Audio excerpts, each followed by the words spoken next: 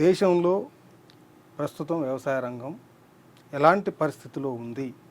రైతులు సంతోషంగా ఉన్నారా, కష్టాల్లో ఉన్నారా, సంతృప్తితో ఉన్నారా, అసంతృప్తితో ఉన్నారా? రైతులు ఏ రకంగా ఉండాలనేటువంటి దానికి రాజధాని పరిసరాలలో జరిగినటువంటి సంఘటనలే మనకు ఆ పరిస్థితిని తెలియజేస్తున్నాయి. రైతాంగం సాంప్రదాయిక వ్యవసాయం నుంచి మార్కెట్ వ్యవసాయం వైపు మళ్ళాలనేటటువంటి దీంట్లో ప్రస్తుత ప్రభుత్వం ఆలోచిస్తూ ఉంది.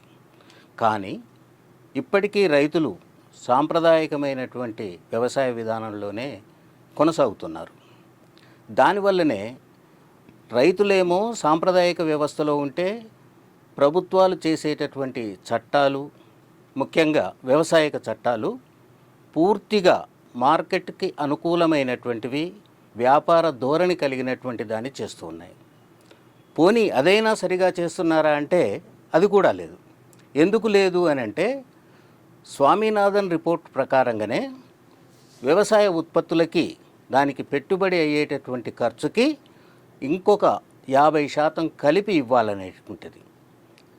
ఆ విషయాన్ని మర్చిపోయి మినిమం సపోర్ట్ ప్రైస్ అనేటటువంటిది నిర్ణయించేటప్పుడు స్వామినాథన్ రిపోర్ట్ని పక్కన పెట్టేసేసి వీళ్ళ ఇష్టారాజ్యంగా ఎంఎస్పీలు నిర్ణయిస్తూ ఉన్నారు.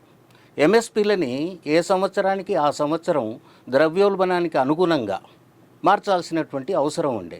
అలాంటిది లేకుండా పూర్తిగా మార్కెట్కే వదిలిపెడతాము అనేటటువంటి దీంతో వచ్చేసేసినప్పుడే రైతుల్లో తీవ్రమైనటువంటి ఆందోళన వచ్చింది.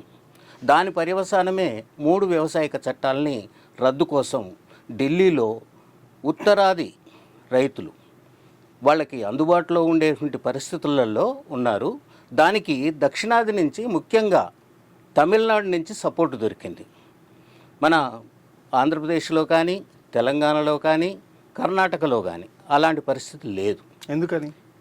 ఎందుకంటే వాస్తవంగా అక్కడ చేసినటువంటి చట్టాలు ఏవైతే ఉన్నాయో పంజాబ్, హర్యానా, ఉత్తరప్రదేశ్ ఆ రైతుల్ని ఎక్కువగా ఇబ్బంది పెట్టేటువంటి పరిస్థితుల్లో ఉన్నాయి. అంటే రైతులకు అసలు ఆ చట్టాల ద్వారా ఏ రకమైనటువంటి ఇబ్బందులు ఎదురుగాపోయినాయి?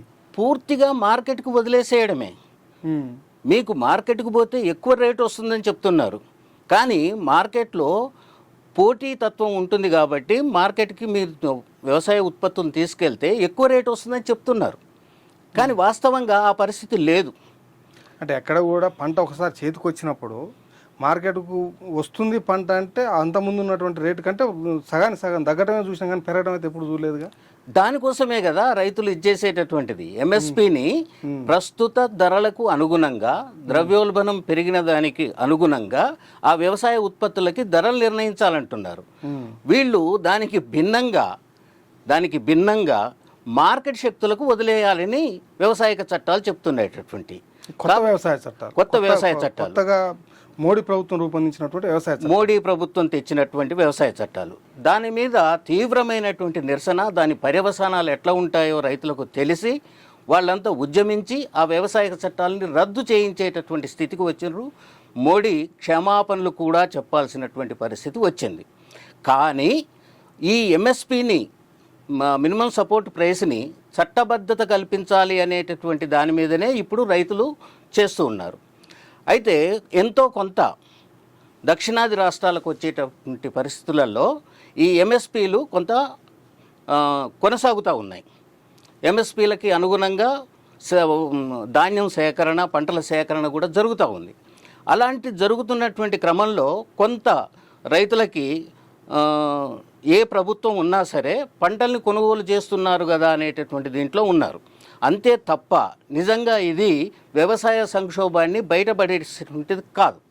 రైతు పంట పండకపోతే ముద్ద లోపల ఇది కాదు కనుక రైతు మనకు అన్నదాత అనేటువంటి ఒక పేరు విస్తృతంగా ఉంది. కానీ దశాబ్దాలుగా నాది వ్యవసాయ కుటుంబమే, మీది వ్యవసాయ కుటుంబమే. మన తల్లిదండ్రులు కానీ, మన చుట్టుపక్కల వాళ్ళు కానీ పంట పండించిన తర్వాత ఎప్పుడు కూడా నాకు పెట్టిన పెట్టుబడుల సగం కూడా రాలేదన్నటువంటి దౌర్భాగ్య పరిస్థితి నాటి నుంచి నేటి వరకు ఎందుకు కొనసాగుతుంది? ప్రధానంగా వ్యవసాయం అనేటటువంటిది, వ్యవసాయానికి వచ్చేటప్పటికీ రైతు రాజు, అన్నదాత ఈ పేరుతోటి మభ్యపెట్టాలని చూస్తున్నారు. వాస్తవంగా రైతు చేస్తున్నటువంటిది తన జీవనోపాధి కోసం చేస్తున్నటువంటి వ్యవసాయంలో యాంత్రీకరణ పేరుతోటి, మార్కెట్ పేరుతోటి చొచ్చుకొని రావడం వల్ల ఇక్కడ ఉండేటటువంటి ఏమాత్రం మిగులు కూడా అది రైతులకు కాకుండా ఈ మార్కెట్ శక్తులకు పోతా ఉంది. అంటే పెట్టుబడి పెరిగింది, పెరిగింది, పెట్టుబడి విపరీతంగా పెరిగింది. దానికి తగ్గట్టుగా ఉత్పత్తులు పెరగలేదు, ఉత్పాదకత కూడా పెరగలేదు.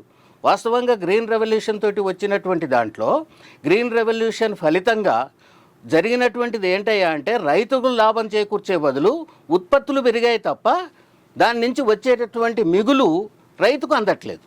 అదే ప్రాబ్లం. దాంట్లో ఉండేటటువంటి ఎరువులు, పురుగు మందులు, యాంత్రీకరణ, ట్రాక్టర్లు దున్నకానికి చేయడానికి సంబంధించినటువంటి దాంట్లో మొత్తంగా దాని వైపు వెళ్ళిపోతుంది. ఎరువుల రేట్లు పెంచారు. ఎరువులకు ఇచ్చేటటువంటి సబ్సిడీని కంపెనీలకు ఇచ్చారు తప్పిస్తే రైతులకు అందట్లేదు. అసలు సబ్సిడీలే లేవు కదా. సబ్సిడీలు కంపెనీలకు ఇస్తున్నారు, ఇప్పటికి రైతులకు ఇస్తలేరు. అది విషాదం. దాని ఫలితంగానే ఇలా వచ్చినటువంటి దీంట్లో ఈ రైతులకు అందనటువంటి సబ్సిడీలని ప్రధానంగా ఎరువులు, పురుగు మందుల విషయంలో అసలు వాటి రేట్లు భరించలేనంతగా పెరిగాయి. ఇదివరకు ఉండేటటువంటి దాన్ని కంట్రోల్ ఎత్తేసేసారు.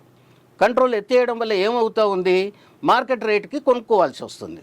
మార్కెట్ రేటుకు మామూలుగా ఇదివరకు 500, 600 దొరికేటటువంటిది ఇప్పుడు 2000, 3000 దీనికి ఎరువులు కొనుక్కోవాల్సిన పరిస్థితి వస్తుంది. అంటే రైతు యొక్క సాగు పెట్టుబడి వ్యయం పెరిగింది, దానికి సంబంధించినటువంటి రేట్లు పెరిగినాయి. ఉత్పత్తి లేదు, ఉత్పత్తి లేకపోగా దానికి సంబంధించినటువంటి ధర కూడా ఈ పెట్టుబడి దానికి సమానంగా పెంచాలి. నేను అక్కడే చెప్పేటటువంటిది స్వామినాథన్ చెప్పినటువంటి దీని ప్రకారంగా, స్వామినాథన్ సిఫార్సులు అంటారు. స్వామినాథన్ సిఫార్సులో ప్రధానంగా చెప్పేటటువంటిది పెట్టుబడి అంటే ఉత్పత్తికి సంబంధించినటువంటి ఖర్చులు లెక్క వేసి దానికి 50% కలిపి రైతుకి ఒక క్వింటాల్కి ఈ రేట్ అని నిర్ణయించాలి. అది ఎవరు చేయాలా పని? అది ఎంఎస్పి చేసేటటువంటి కేంద్ర ప్రభుత్వం చేయాలి. అది కాకుండా దాని నుంచి మార్కెట్ శక్తులకు తీసుకురావడం. ఎస్, దాని ఫలితంగానే రైతులు ఇంకా సంక్షోభంలో కూరుకుపోయారు.